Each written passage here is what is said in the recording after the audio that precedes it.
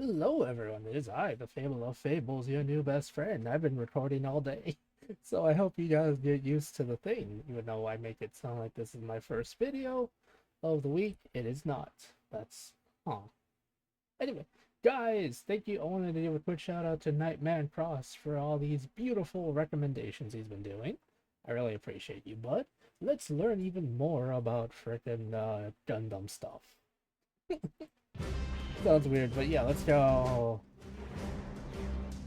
Thank you again, Nightman Cross. I really appreciate it, but I'm actually learning a lot. You guys really? Hold on. Hi everyone, Gundam. I just want to say, you guys really, really love telling me about this stuff, and I do appreciate it. Just know that I might not understand a lot of it, but I do actually appreciate the fact that you guys are taking the time to actually talk to me about it. It really makes me happy. It fills me with such joy to see that you guys are interested in actually sharing your hobby with me, and I really do appreciate it. I just wanted to let you guys know that because you guys are beautiful folks. So let's go. Here for a 40-second and brand new episode of our special edition Of Lore course, of this the was Universal adorable. Century. Today, we're going back again to the early UC 90s in attempt to answer a particular question, which is...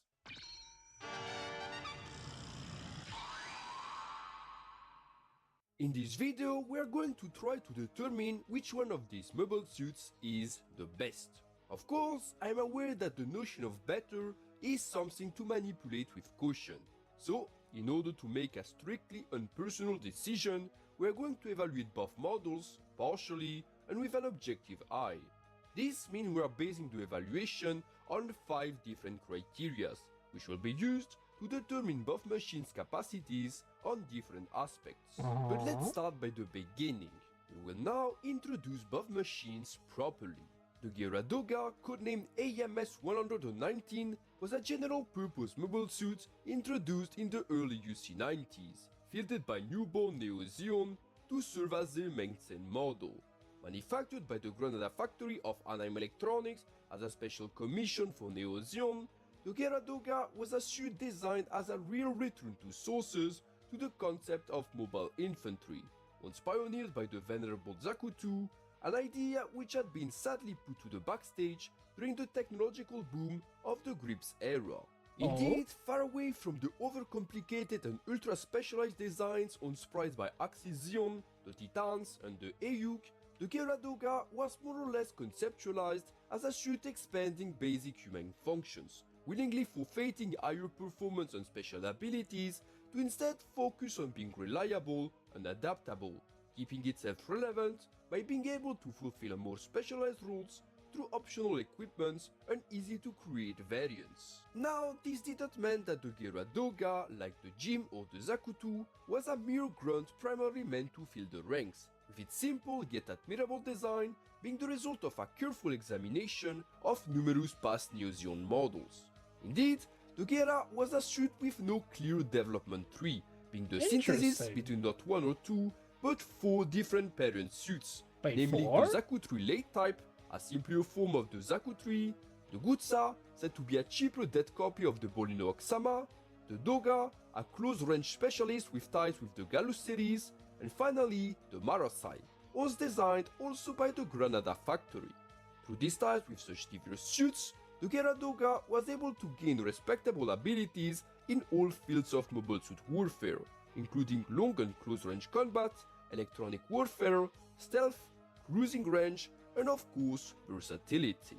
As a result, the Geara Doga proved to be a very interesting design concept, far less dangerous and impressive than any 4th generation mobile suit on a model-to-model scale, but a very satisfactory trade-off on a large deployment scale, although considered a bit outdated by UC93. From UC90 and onward, Anheim Electronics would manufacture near 100 Geara Dogas, with 82 regular models alongside 10 commander units, filling the ranks of newborn Neo Zeon as of UC93 as the second Neo Zeon war started, with a large panel of variants being produced in parallel. Although Anheim would quickly shut down the production by UC94, numerous Geara Dogas and even more variants would continue their life in the hands of various Zeon remnants, while Anaheim would continue using it as a reference for decades to come for its future seals addressed to anti-Federation groups. On the other hand, we have the AMX 116 nicknamed Zaku IV, a brand new machine recently introduced in the manga Moon Gundam. A high-performance heavy mobile suit, the Zaku IV was created as Zaku IV? Interesting. That one looks really buff. Like, I'm so sorry, guys. I know my commentary isn't the best when it comes to these videos. Please forgive me, but I do like the design. It's very interesting looking. It's very armored a up. new entry to the Zaku lineage, succeeding the infamous Zaku III and aiming to officially be the spiritual successor to the mythical Zaku II. A suit conceptualized following the defeat of the Zaku III in front of the Dove and Wolf to become Axision mainstand mobile suit, the Zaku IV, like the Geara Doga, aimed to be a return to the sources of the Zaku series and its versatility, but unlike the Geara, which advocated for a total return to the idea of mobile infantry, instead refused to give up the achievements of the Zaku III. Indeed, the Zaku IV's design was marked by this profound respect to the Zaku III, felt as an integral part of the Zaku family, retaining its heavy and high-heel frame armoring, numerous weapons, and high-capacity generator alongside its infamous steel unit. That's an interesting design. Oh, that's a lot of like.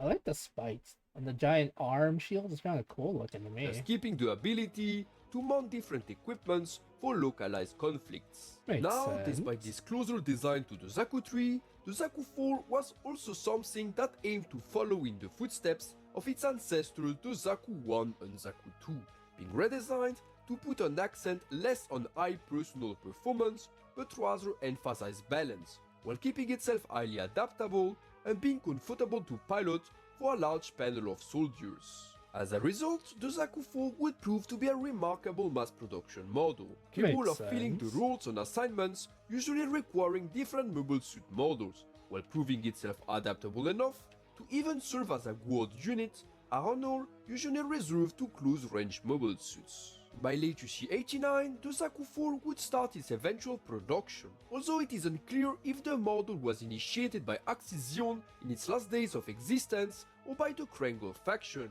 who would be, by UC92, the sole faction to still possess this remarkable but far from officially recognized successor to the Zaku line, especially with the existence of the Geara Doga, the mainstand mobile suit of their rivals, newborn Neo Zeon. With Moon Gundam unconcluded, it is unclear what eventually became the Krangel faction in the long run, although it is highly certain that the extremist cell that opposed Casval Rem Daikun would eventually collapse, with its remnants possibly bending the knee to newborn Neo Zeon. The Zaku IV, their own proposal to continue the Zaku line, would eventually disappear from records, far away from the notoriety of the Geara Doga. Now that you know the contenders, let's move to the examination. Now it is time to examine both machines and determine which was the best mass production model out of the two. Our first criteria is about their stats, so their technical specifications. I'm sorry, I gotta know about that's funny to me. I love the fact that you use like the now it is I don't know why this freaking scene is funny time to to me. examine both machines and determine which was the best mass production model out of the two. Our first criteria is about their stats, so their technical specifications, which should mirror their on paper performance. First, about their height. The Geara Doga is 20 meters tall against the larger Zaku IV towering at 26.3 meters. Let you see, totals that the smaller a mobile suit is, the less likely it is to be shot down by an enemy attack. Makes With this in mind, the Geara Doga's shorter height play in its favor. In terms of weight, we have a similar situation. The Geara Doga, weighing 50.8 metric tons, is lighter than the Zaku IV, which weighs 75.3 metric tons, and is thus more agile as a result. Another point for our boy the Geara Doga. When it comes to generator output, things start to however change, with the Geara, with its 2160 kilowatts of generator output, lagging behind the Zaku IV and its more powerful variant, rating at 3400 kilowatts of output. In terms of max acceleration, the Geara Doga is able to reach the 1.06G, and while the Zaku IV record is detailed nowhere, multiple Japanese sources have made the comparison between the Zaku IV and 3, and estimated that based on plausible thrust and weight, the Zaku IV max acceleration should technically be near the 2Gs at least, in all cases far higher than the Geara Doga. Armoring wise, the Geara Doga also struggled to compete with the Zaku IV, with its titanium alloy and ceramic composite being less durable and resistant than the Gundam composite alloy featured in the much bulkier Zaku IV. So, of the 5 stats we examined, the Geara only have 2 of them in its favor. I'm sorry, the freaking why? So despite a close match, the Zaku IV seems to be better than the Geara Doga, at least on paper. Interesting. Now we are going to compare the Geara Doga and the Zaku IV with their frame versatility being used as a criteria. But what is exactly this frame versatility? To make things simple, the frame versatility is the capacity for a mobile suit design to be modified in order to spawn variants. The more variants a mobile suit has, the better is its frame versatility. That's true, However, actually. let us remind that the number of variants is not enough to define the versatility of a frame. It's a For dom. a frame to be highly effective, it must allow the development of variants specialized in different types of warfare, but also variants meant to correctly work in certain hazardous environments. For a mobile suit to be considered a successful mass production model, it must be not only effective on the field, but also economically affordable. Mobile suits like the Isaac, which frame can be adapted for various environments, as seen with the Aqua Isaac, Isaac D, and for specialized purposes, as seen with the Isaac Cannon, Isaac Custom, or Iwakzak, are considered amongst the best mass production units, as their frame makes their manufacturer save a lot of money and efforts. But let's look the Geara Doga and the Zaku IV frames instead. As a spiritual successor to the vanilla Zaku II, a suit renowned for its extremely high frame versatility and also being linked directly to the Marasai, a suit with an overabundance of variants, one could assume the Geara Doga to be a paramount of frame versatility. And this time, one would be absolutely correct. Despite being widely renowned for its high adaptability as it is, the Geara Doga is seemingly a suit with an exponentially effective frame, which can be tasked with very specialized duties in all fields of warfare, with very few modifications of parts applied to the design. By adding a large backpack equipped with a Lenge Bruno gun and 2 large fuel tanks, the Geara Doga transitions toward the famous Geara Doga heavy arm type. Oh jeez, dude, that is a huge cannon. Good lord, it can probably destroy a lot Gaining of the things. ability to serve as a high firepower sniper or fire support model. Holy shit. By adding a different long-range head antenna, an officer version, the Geara Doga commander type, can be obtained, while a swap of the titanium armoring to a Gundam armoring over the same very own movable frame enabled the creation of the suit known as the Geara Doga Kai. A light damn. armor version reaching the 80% of the original weight, called the Geara Doga Marine Corps version, can also be obtained, while a Ewok variant, the Geara Doga Force Reconnaissance type, Ooh, look at these cute little models. Sorry, I'm paying attention to the video, and I understand a lot of what he's saying, but look at the little chibi has dudes. also been adapted to be capable of electronic warfare. As seen in Double Fake, the Geara Doga can easily spawn close-range mobile suits, with the Quell Doga, a suit reintroducing heat weaponry for deadly close-range engagements, proving to be a highly effective machine. Even better, the Geara Doga also seems to accommodate decently the Psychomus system, with 4 different new type use variations. Oh no, not new types. Why is it always new types? Why can't we have nice things, guys? Why do we have to keep bringing in the new types? They're mean. What do I say? I don't even know.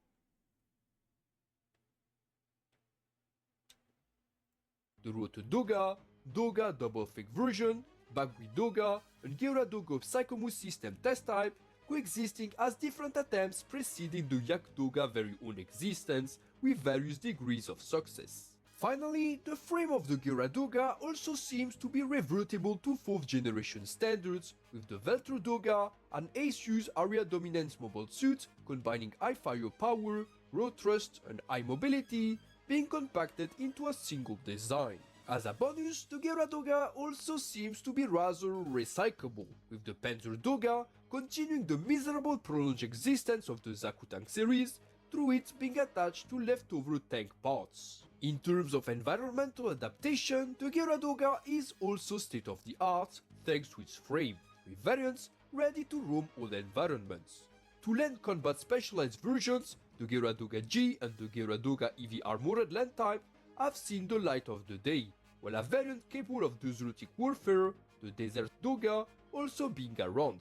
An amphibious variant, created through data recycled from the Zugok, called the Marine Doga, is also a thing, while a variant capable of self-sustained atmospheric flight, the Sturm Doga, was also produced, thanks to the amazing frame of the Geara Doga. Finally, to close the Geara Doga praising, the Ria Doga, formerly known as the Sid Ember Custom, a bastard machine between Doga and Giga normal type, and capable of equipping a large quantity of different packages from other mobile suit designs, also confirmed that the Geara Doga is characterized by a wonderful frame and something that shouldn't even remotely put to question. On the other side, sadly, the Zaku IV is simply incapable of competing.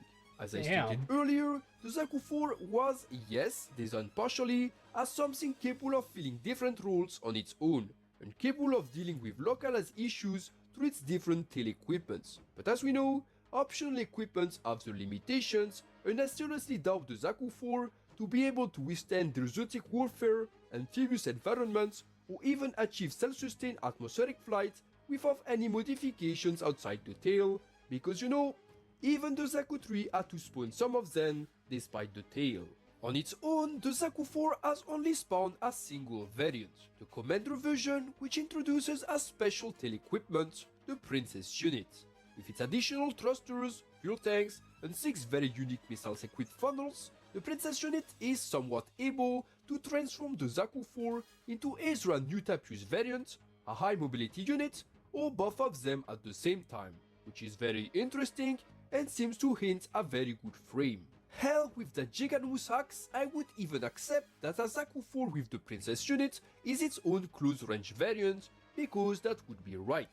Unfortunately, even in the unlikely case the Zaku IV was still able to mount all the tail equipments of the Zaku III, it wouldn't be nearly enough to compete with the Geara Doga and its 18 mentioned possible variations. Damn, This time, 18? the point goes to the Geara Doga.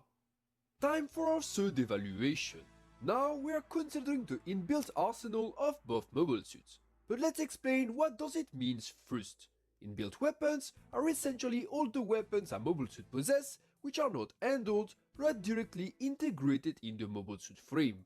For some mobile suits, they are mounted in the head, as seen with the RX-78 II 60mm Vulcan guns, but it is also very common for other mobile suits, especially artillery units like the Zaku cannon, to have the weapon fixed on their shoulders or on their arms. By definition, you can't really disarm a mobile suit of its inbuilt weapons. Ooh, of look course, at that you can design. disable or destroy them, but you get the point. These inbuilt weapons are going to be the last things which will allow a mobile suit to continue combat after both its arms are chopped off and the main weapon is lost.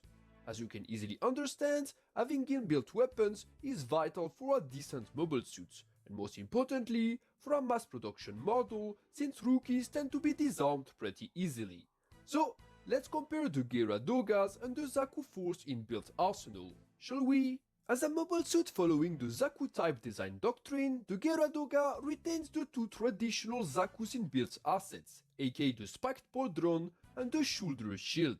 The spiked pauldron is essentially just a set of spikes over the left shoulder, enabling the Geara's pilot to be able to still fight in close range combat even without its arms, using the pauldron to charge and ram the enemy. Meanwhile, the shoulder shield provides relative cover from the right side, being able to tank volleys of ballistic projectiles or being destroyed in the place of the whole suit should a beam at. I kind of do like the fact that they have like shoulder mounted arms. I don't know, like the shoulder mounted arms, shoulder mounted shields. The shields are kind of nice. I don't know, it's kind of silly, I know, but I like it. Being blocked by it. Unlike the conventional shoulder shields, the one used by the Geara Doga introduces also a set of pointy sections, which can be used as a makeover spiked pauldron, providing more penetrating force upon impact as a sort of armor cracker, but transmitting less kinetic energy due to the non-spherical shape.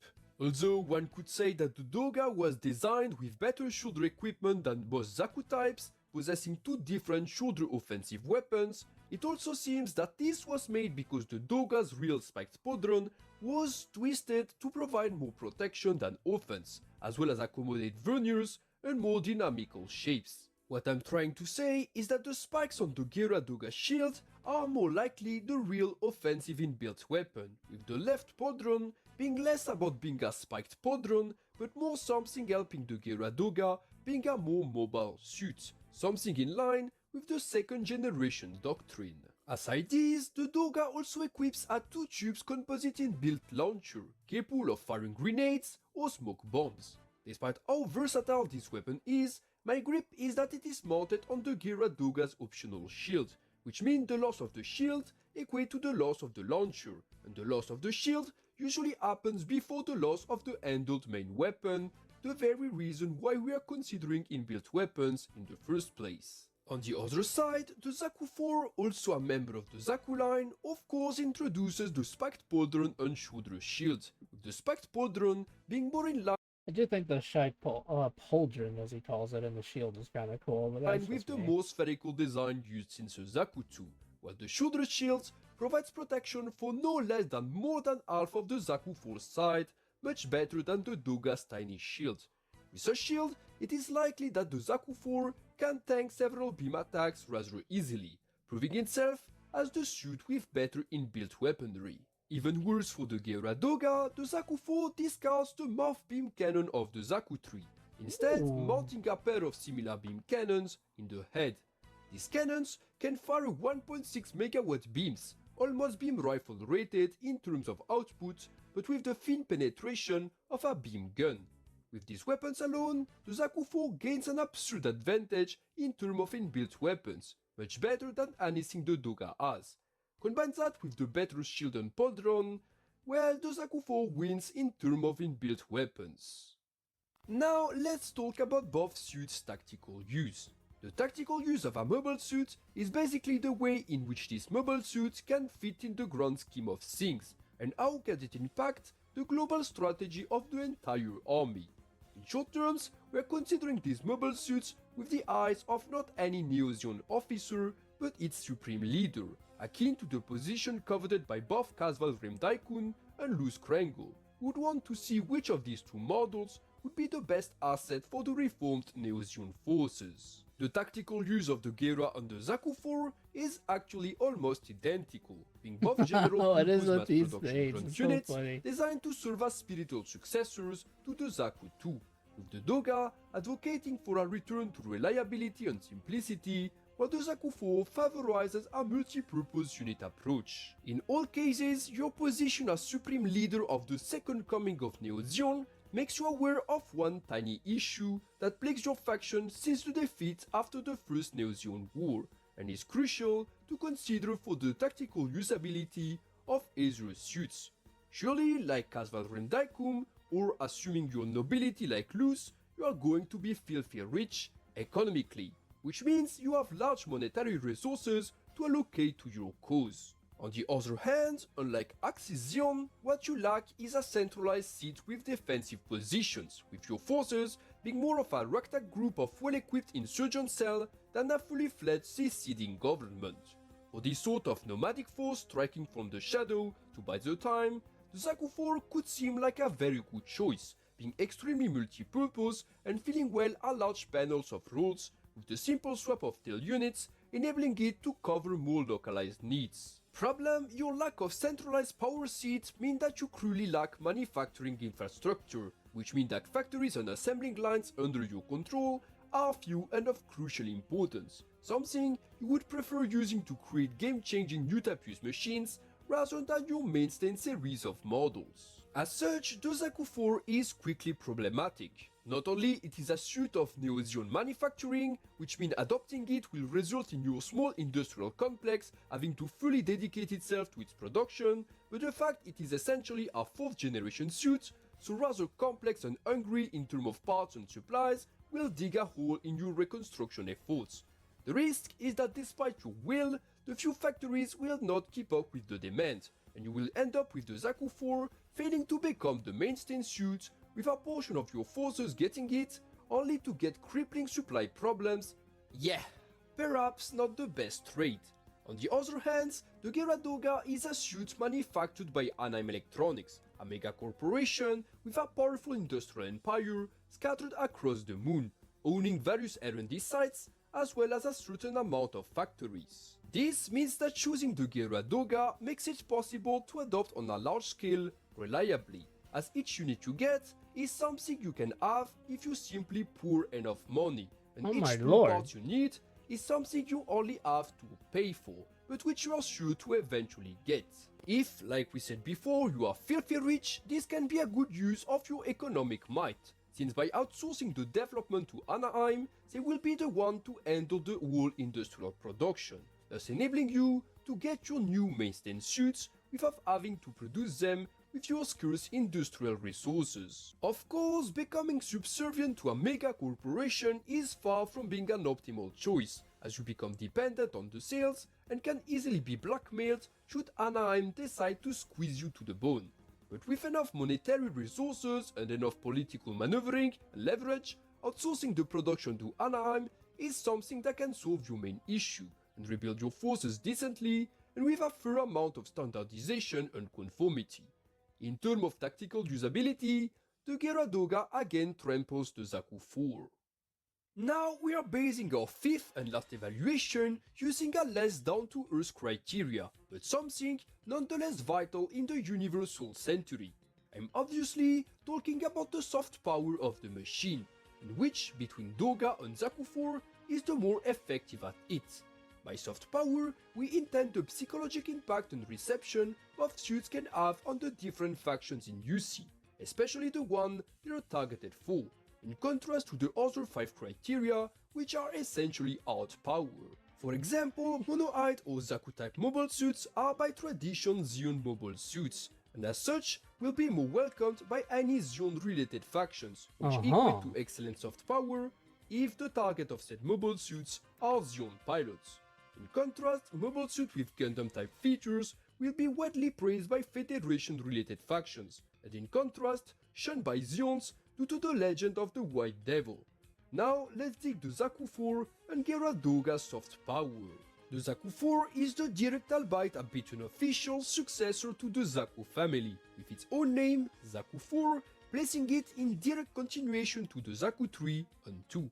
As such, the Zaku IV is a suit with a fair amount of soft power through its name only, sounding like a direct continuation to the Zaku series, the first mobile suit, and the one that carried Xeon's most important victories in the days of the One-Year War.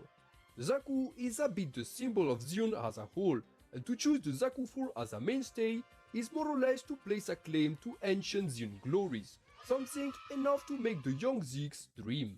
Aside that, the Zaku IV is also a suit fairly similar to the Zaku III, which means that across the pool of soldiers you are going to get, a fair amount will be veterans from the first Neo-Xeon War, some of which once piloted Zaku IIIs and are going to really appreciate the familiar design of the Zaku IV. With the Zaku IV, you can make your youngest gullible recruits dream, and at the same time, please some of your veterans from Axis. Sadly, this similarity to the Zaku III also plays into disfavor of the Zaku IV, notably when observed from the lens of the general populace. The Zaku III was a symbol of Axis Xeon, a first Neo-Xeon uprising that unfortunately failed. As such, the Zaku IV can be seen as an unwanted throwback to Axis Xeon, at best an idea of failure, at worst remind people of the oppression and faults. Oh, okay, so I'm gonna be honest, I know I'm not really saying much, not really.